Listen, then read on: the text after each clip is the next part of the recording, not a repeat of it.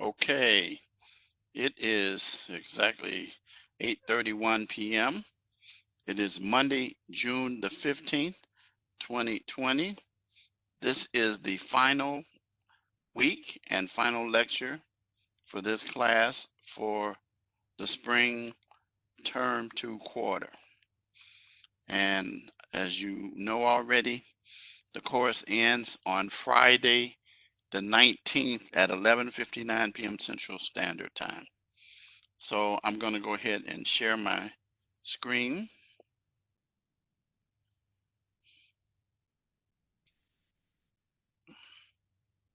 And you can see the 5 lectures previously.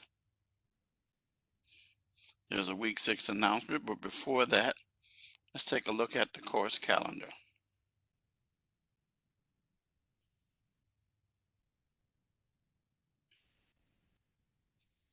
Course calendar. This is where we are. You got your reading assignment, your live lecture taking place now, the final one, week 6. Your initial post dealing with methadone clinics is due tomorrow at 11:59 p.m. And then your reply post to the same is due Friday, not Saturday, Friday the 19th. Then you will have your final exam also on Friday as well. And you see here, and then your key phrase will be due also. And you see that the quarter officially ends at 11:59 p.m. Central Standard Time. So there's no confusion. Do not, any assignments submitted after the 20th, unless there are arrangements that have previously been set and you know who you are. So far, there's only one person that has that set. And so at any rate, your class ends. I will be getting grades in by 11:59 p.m. Central Standard Time on the 22nd. So they'll be actually available by the 23rd for you. Okay. So let's go back into the course homepage.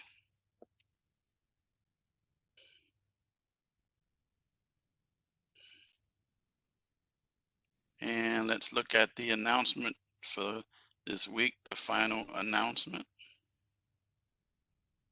So in this week, we're going to deal with drug-related criminal activity, treatment and rehabilitation strategies, and Chapter 10 of Drugs, Crime, and Justice. I sent you the PowerPoints previously for that, along with the additional information that you need.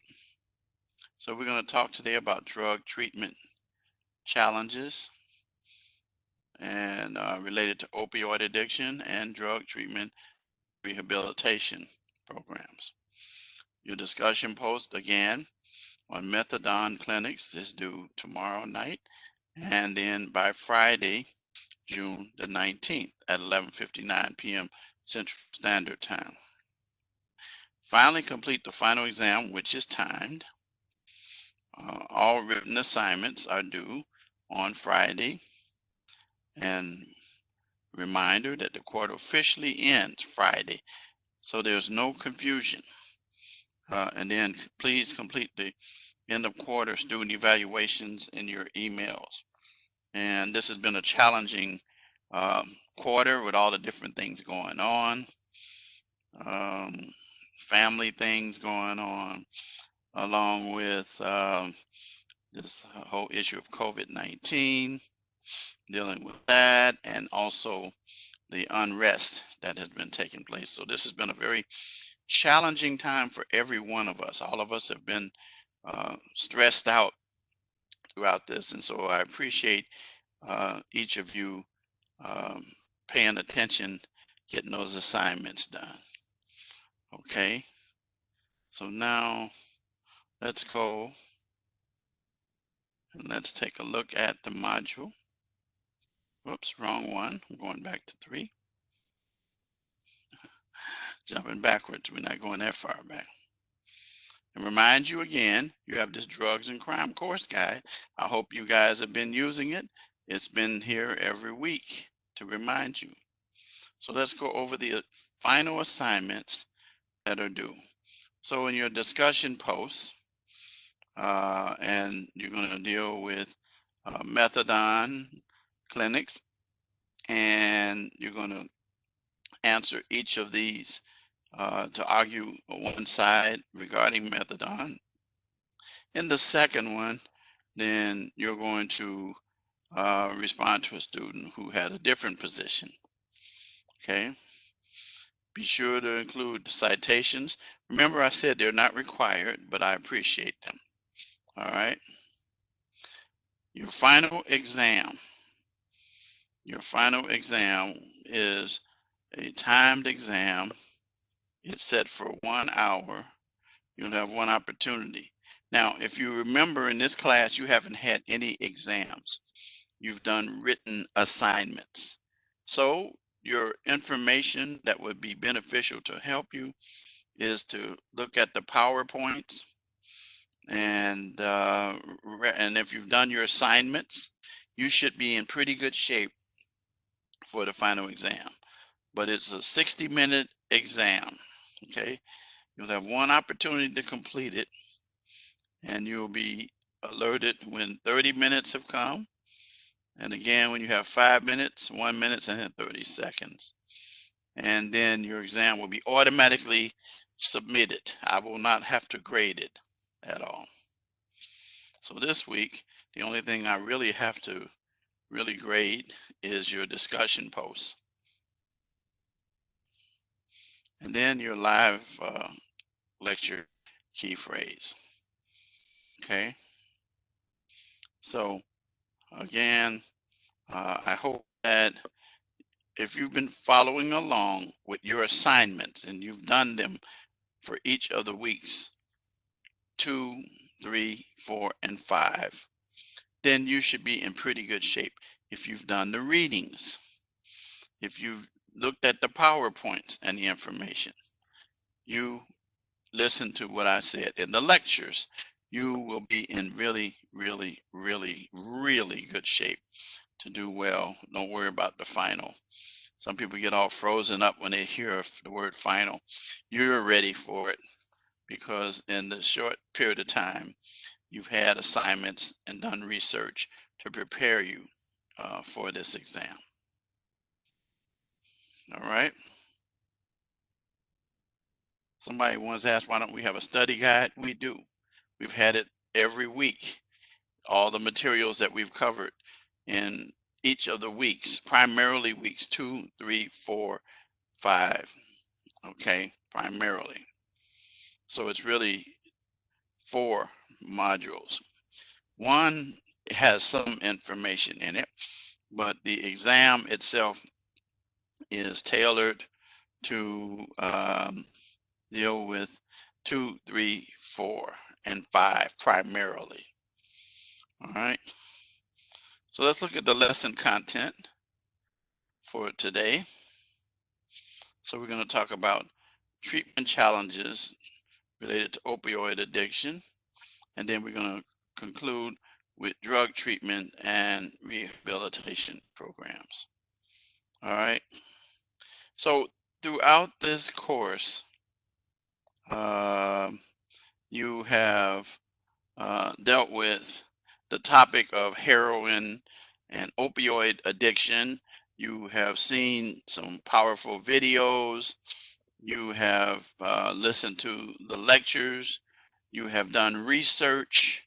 And so as a result, you recognize the fact that there's been adverse effect on families and upon the lives of many individuals who deal with this issue of opioid abuse, recalling what you've learned, that it can start as innocently as painkillers from a doctor and graduate all the way through oxycodone up to heroin.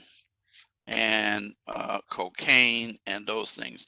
But heroin is the big topic that we've been focusing on in this class. And so, you found yourselves in scenarios where you recognize and begin to see that heroin can be devastating to a person's life. And so you want to make sure that you understand, as a law enforcement or as a criminal justice uh, professional, the presence of opioid addiction, dealing with how law enforcement and first responders deal with it from alone, and how individuals are treated. Um, the point is at an epidemic. Says opioid addiction has significant physical and psychological challenges, as you've discovered from your research and from the lectures and from the videos. And again, it can start out as a low dose of something, and then people continue to use the drug, seeking to get high and higher or to alleviate pain. And some of the effects that you've learned are restlessness, muscle, bone pain, insomnia, diarrhea, vomiting, cold flashes, sweating, and many times, unfortunately, death. I've shared with you a resource that is available, that you can continue to get, a book to help you to learn the journey of one individual. And this is the book for the final time, right here. From Dope to Hope, A Man in Recovery. Real easy read. And it tells the story of how one man had a personal battle with opioid addiction, and how it ultimately cost him the loss of his own son. And so to help treat opioid addiction, there are a number of things. One of the things that they talk about is uh, bru, um, bupropion and methadone. Now, methadone is, with me, a very controversial drug, and the purpose for it is basically to mask covering the symptoms while a person is withdrawing. That's the purpose for them. But I always say that it is something that a person has to have. Therefore, it becomes something that they addictive to, and they have to, um, on a regular basis, take this methadone, which methadone again doesn't kick the habit, but uh, abstaining from the use of drugs, and methadone kind of anesthetizes the the symptoms of withdrawals. And there are methadone clinics all over the place, and people get their methadone through healthcare professionals, and so it allows individuals to begin to live, head toward a normal life. It says methadone is also detected in opioid on drug tests for employment. And so using methadone um, does not eliminate the possibility of using opioids. Again, the sole purpose of methadone is to cover up the withdrawals that individuals go through as they begin to move away from the use of opioids. Okay, so that's one problem. The other problem is that methadone also will slow down the individual in terms of abstinence and recovery. It says here quite clearly, when taking methadone, a person may not be abusing opioids, but their commitment to recovery is not as strong. So I guess the answer to the question of what's the best way to kick the opioid habit, and that is stick it out. And you'd have to have probably a strong program that most people can't do this while out. You have to be in-house, and you need a lot of serious intensive counseling, attending meetings, having someone who can help you to kick that habit. And it says quite clearly here, some studies indicate that over 70% of the people relapse after stopping the use of methadone. So methadone basically is a slapping a Band-Aid over a situation that needs to be ameliorated by changing the lifestyle of that individual and getting them to the point that they are actually going in another direction in life and not have to rely on methadone or any of those types of drugs to be able to operate on a daily basis.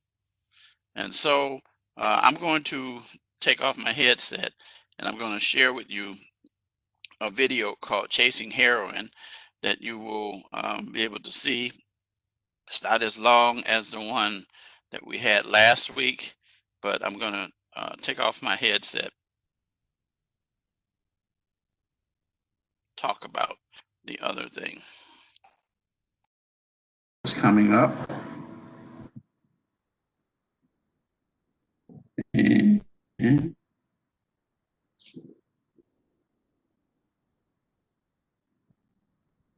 okay. And so it's a long one, but we're going to look at some of it.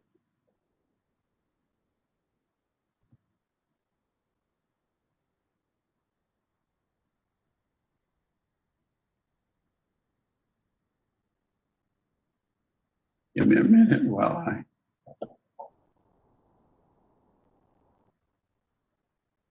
I log in. Okay, good.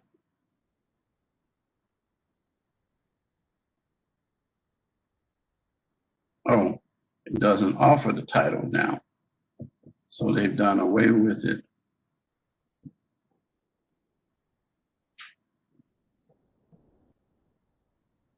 Yeah, they did away with it. So we can't see it now.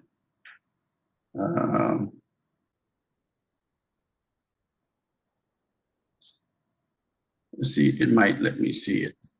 Let me see, I'm gonna try to fill it up.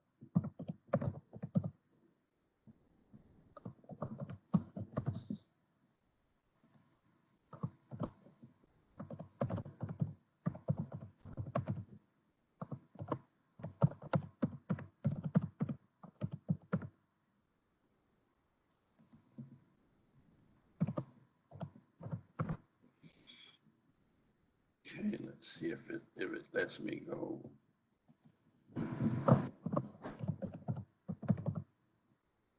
See if it lets me have access.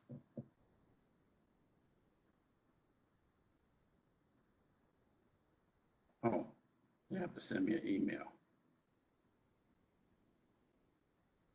Okay, so they have taken that blocked. Okay.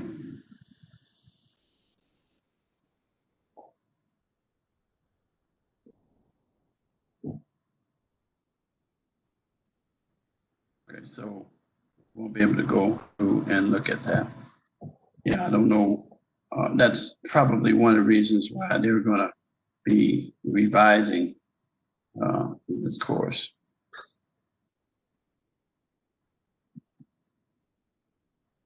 Let's see.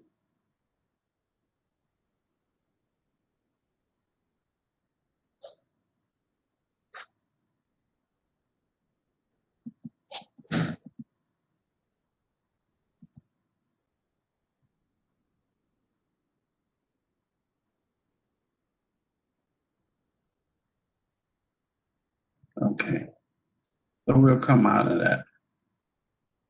Okay, but it's a really good video. I've shown it in other classes that I've had. So anyway, let's deal with the drug treatment and rehabilitation programs.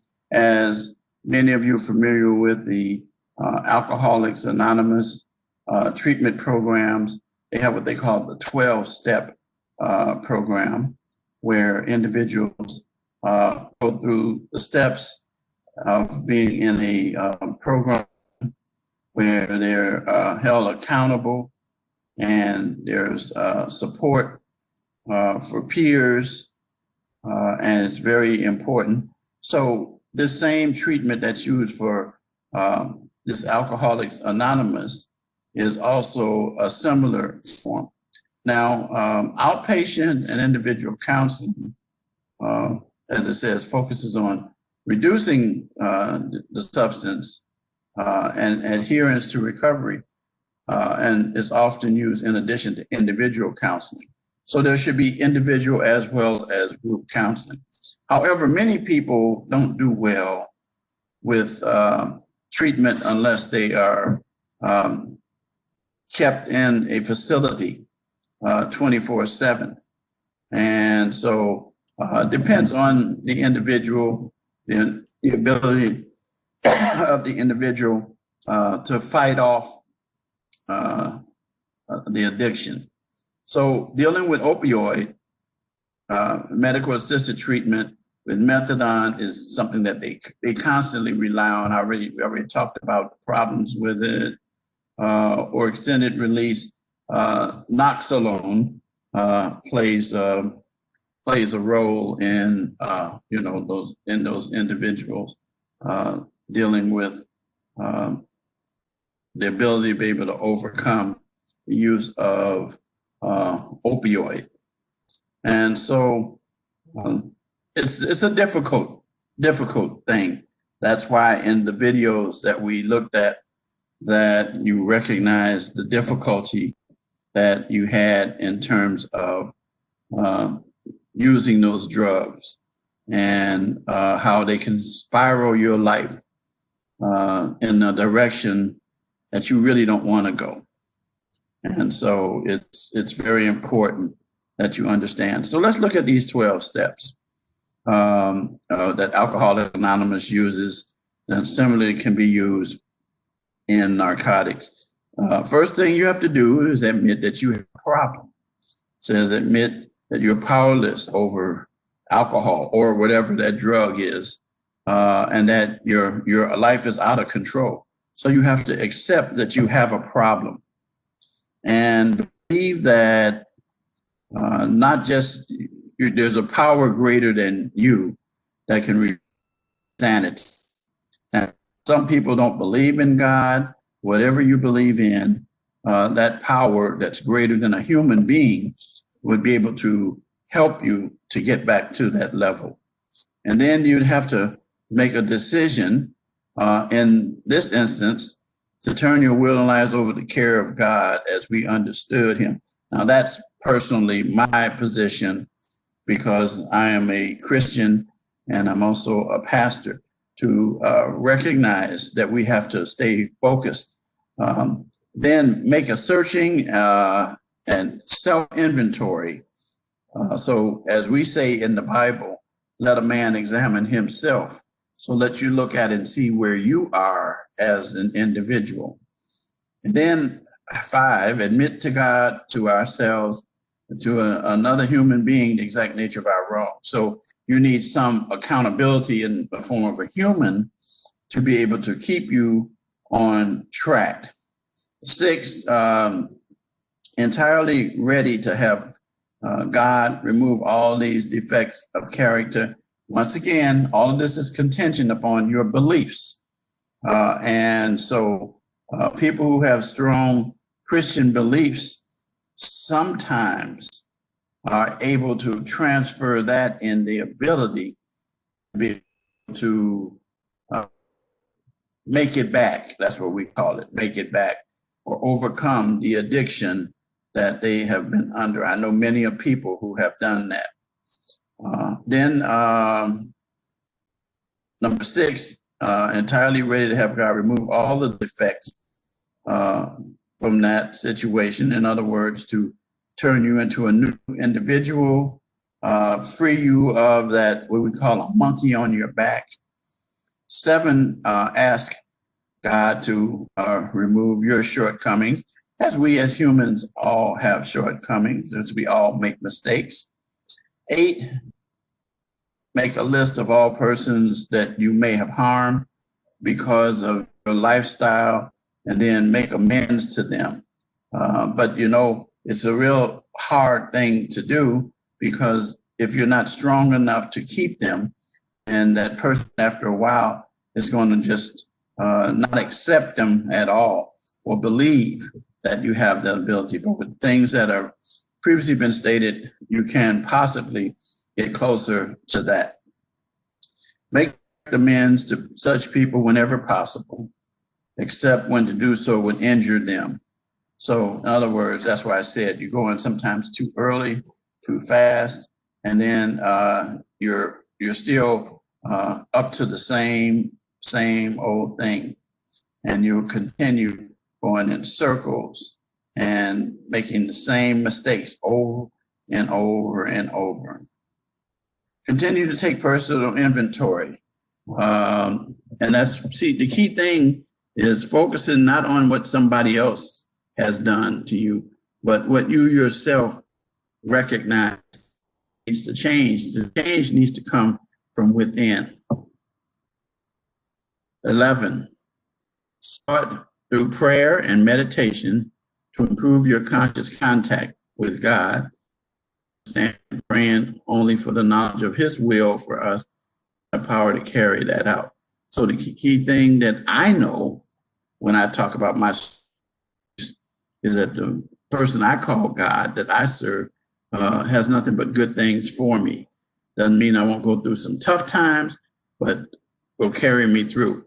So whatever your beliefs, you need to have some form of belief that is greater than a human being to help you in these situations. Now, I'm not saying that you don't need the medical aspects of it, but they work hand in hand.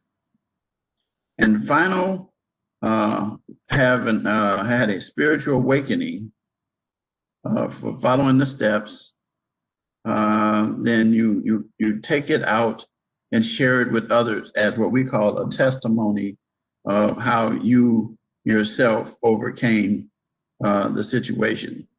And so it's very, very, very important for you to understand this is just a simple 12-step program.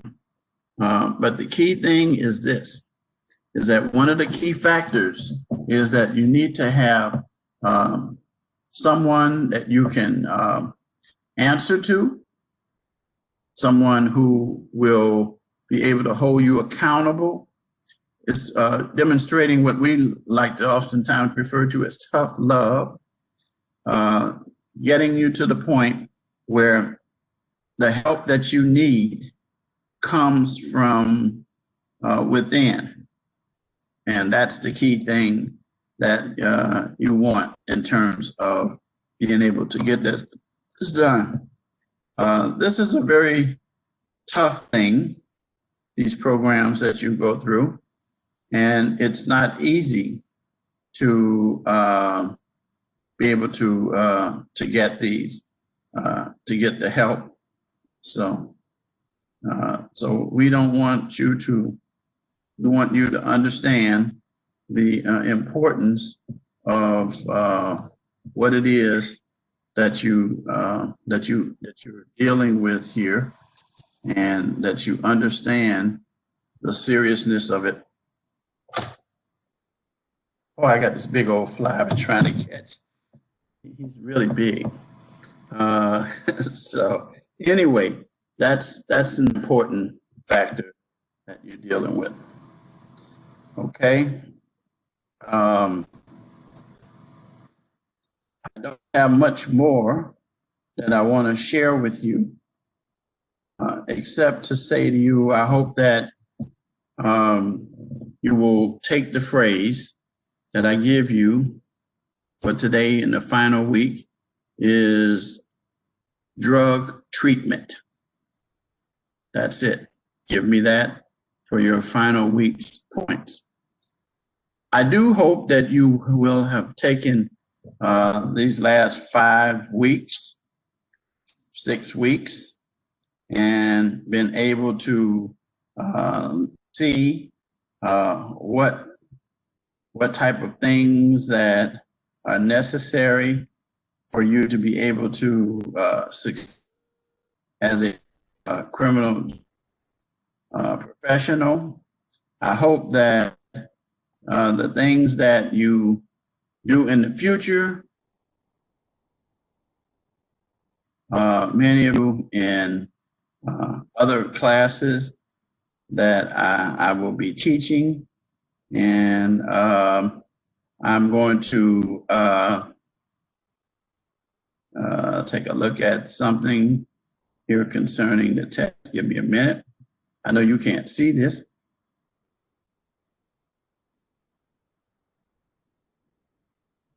Okay, where is it?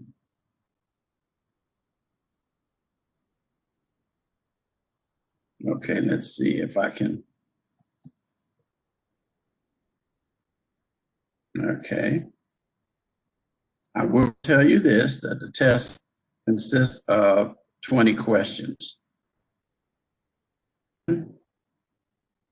Just myself glancing at the test. Yeah, again, I'm looking at it.